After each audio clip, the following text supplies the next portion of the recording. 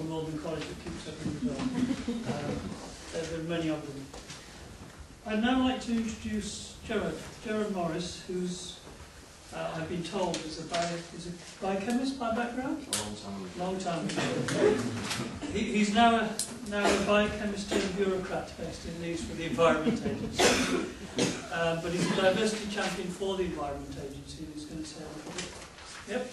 Yeah, thanks very much. I'm also joined by Amina here, on the front row, my colleague, and we're available at the workshops as well. So, firstly, thank you very much for inviting us. I'm very pleased to be here. It's a good place to be on a Saturday morning, isn't it? Fantastic area. I'd like to ask a question really. Has anybody ever heard of the Environment Agency? Right. Can I ask? That's a good proportion then. Is anybody going to volunteer where they've heard about it? In what? Why? Well, I work in waste management and accounting. Right, waste management. Anything else? Thank you. In the news, anything particular? The floods. Right, we'll get that one out of the way. Well, that's good. Because often people say, well, who on earth are the Environment Agency and what do they do? And we were invented, if you like, 11 years ago as an arm of government, as a government agency, an independent agency, to protect and improve the environment. But the trouble is that with the word environment, it's a bit too big because it covers everything, from inside your house to outside your house, to health, to everything, which is an interesting concept, isn't it? But the bits that we look after are improving the air quality that people breathe, water quality, protect people from flooding whenever we can, or reduce the risk, and also land quality in terms of regeneration, and also making sure that waste goes in the right places, and when it is dealt with, it's dealt with effectively. But environment is a big area, and so we only cover some parts of it and some parts of it. What does it mean in terms of the question today, which is about what's in it for the ethnic minority people? Well, diversity is a big issue for all government agencies and the whole of society. And it's just one part of the whole diversity agenda, whether it's age, disability, ethnic origins, and even, for the likes of me, age. And of course, that is the one thing that binds everybody together. Everybody is young, and hopefully everyone will get old. And that means different things in different places for people. And that also has a big impact on what the environment is. Where I got started in this as diversity champion is that we were looking at environmental issues in urban areas. Not the green stuff, but where people actually live. And we did a survey, actually with the national parks, with an organisation called QED in Bradford, you might have heard of them. And it was to look at what the environment meant to people who lived in ethnic minority areas in Bradford. And that was done in about the late 90s, about 6, 7, 8 years ago. And the results that we got were a bit, well, it wouldn't be surprising, but it was sad really, in that the environment meant to some people, through the survey, their own backyard, their own street. When you looked at recreation and what people did, the commonest form of activity was to talk to the neighbours. So there was no engagement. People seemed to come into communities, and that was it. There was no kind of exploration of anywhere else. And I know the National Park were quite concerned about that because people weren't using what was there. And why was that? The other thing was that some of those areas that black and minority ethnic people live are usually on the eastern side of major towns and cities in this country. Has anybody got an idea why that happens to be? Well, one of the things is that when this country was developed and major other cities, all the industry was put on the eastern side of the town. And that was because we've got prevailing southwesterly winds that blew all the smoke and pollution from burning coal and the industries a way out. So they didn't want their industries basically getting your own back in terms of smoke coming up and burn over the houses. So lots of the poorer areas were on the eastern side of the city, usually around the kind of smokestack industries. Now, with the redevelopment of major cities in the country, those areas of land are being regenerated. And so what's happened is we're turning now to look at those areas. And over the last 10, 15 years, the environment has improved dramatically in this country. It's unbelievable. When I started work 30 years ago, the rivers were polluted, industry was everywhere, smoke pollution, air pollution, lots of fly tipping, lots of industrial waste, a lot of hazardous waste just dumped anywhere. It's changed utterly and dramatically. I mean, to think this is Barnsley, you know, and I passed an old coal mine this morning. It's now a green field. Things have changed. Where there was big industry and steelworks, is now Meadowhall, one of Europe's biggest shopping malls. What we've actually got happening is that all those issues in terms of the environment have gone. Well, that's been replaced by climate change now as a big issue. People have cars, people have better quality of life, more consumption, more production, and that's the issue that we have to deal with. So, where are we as an environment agency? Well, our job is to serve all the community, and there are two key things in that.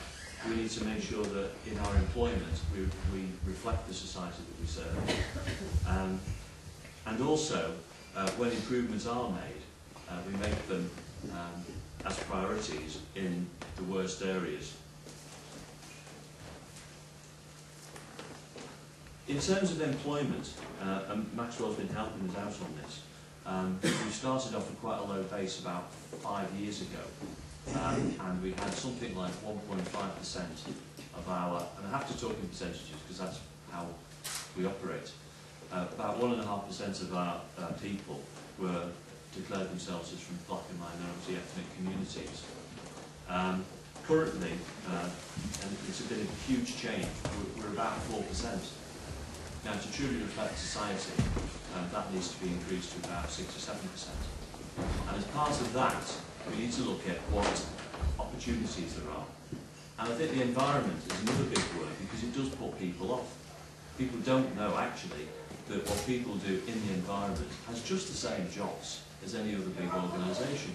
You know, it's everything from people who work in offices to construction work, to scientists, to engineers, and Amina today will talk about her experiences of work in the agency. And somehow that word environment does put people off, actually. It's a bit of a funny word there. So we also have a customer contact centre based in Sheffield, brand new, and we're concentrating quite a lot of effort into increasing the size of that organisation. But when you see an advert with environment in, a lot of people are a bit switched off by that word. So what we found was it was quite difficult to encourage people from the community, which is right near Atticliffe, to actually come and think there were the opportunities in that sector. Because there are lots of jobs in the environment sector. We've also looked at working on positive action schemes, particularly with Path Yorkshire in Leeds, to get people and train them up, and then after a year, then they can apply for jobs within the organisation. And I know lots of organisations are doing that. We would much rather see people just coming to join us because they think the environment is valuable and would like to work in the organisation.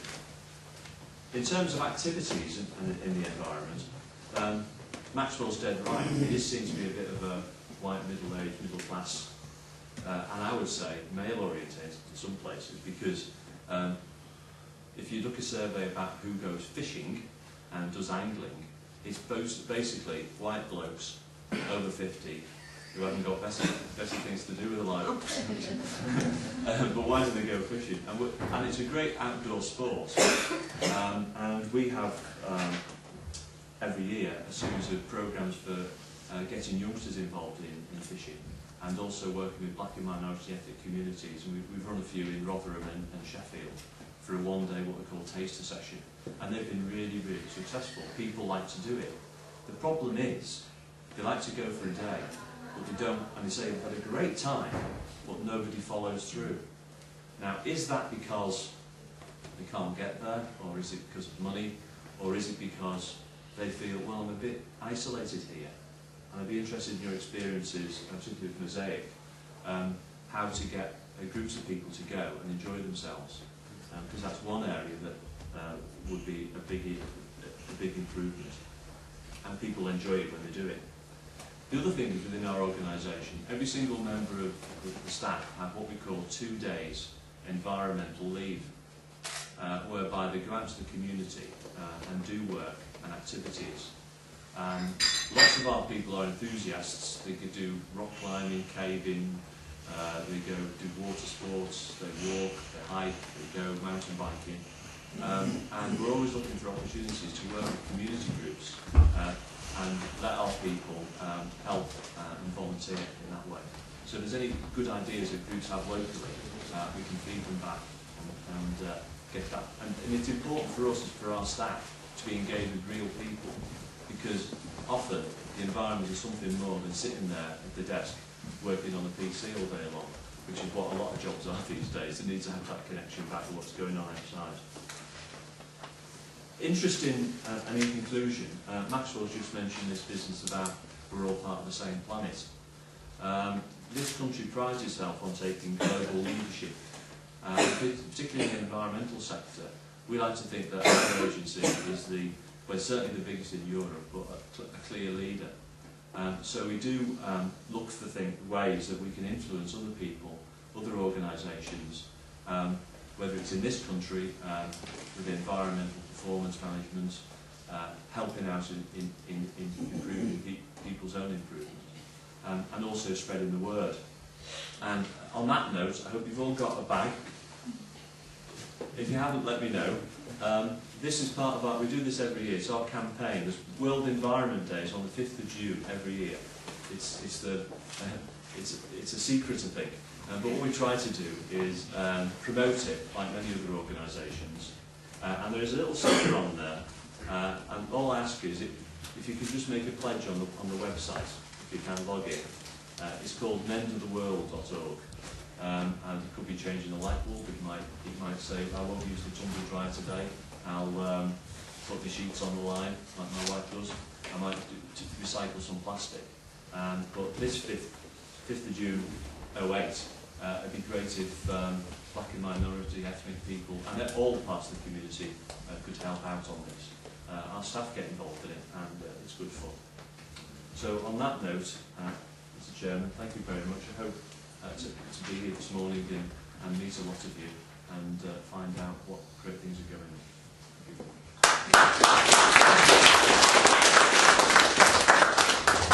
Thank you very much, Gerard. We'll let the audience get the teeth into you later. I'd like to introduce